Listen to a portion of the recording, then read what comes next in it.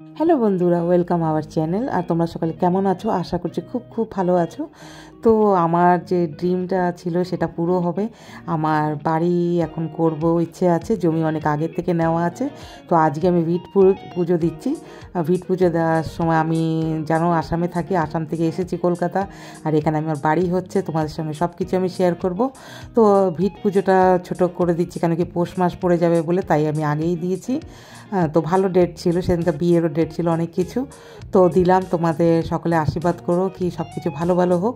সব কিছু আমি তোমাদের সঙ্গে শেয়ার করব, ছোট ছোট আমি ভিডিও দেবো, যাতে তোমরা দেখতে পারো। তো ভিট পুজো হয়ে গেছে, আমার সব পরিবার সকলে এসেছে, আর খুব ভালো লেগেছে পুজোটা।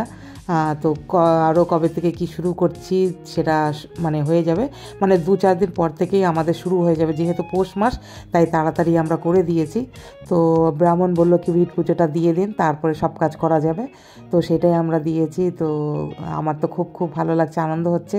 আর তোমাদের আশীর্বাদে ব্লেসিংয়ে আমার সব কিছু ভালো হবে, আর তাড়াতাড়ি হবে, সব কিছু আমি শেয়ার করব। তো আজকের জন্য এইটুকুই দিলাম। আর তোমরা কমেন্টসে লিখো যদি ভালো লাগে, তো আমি বড় করে আমি ভিডিও দেব, সব আমার ব্লগ দেব। তো আজকের জন্য bye bye, see you again.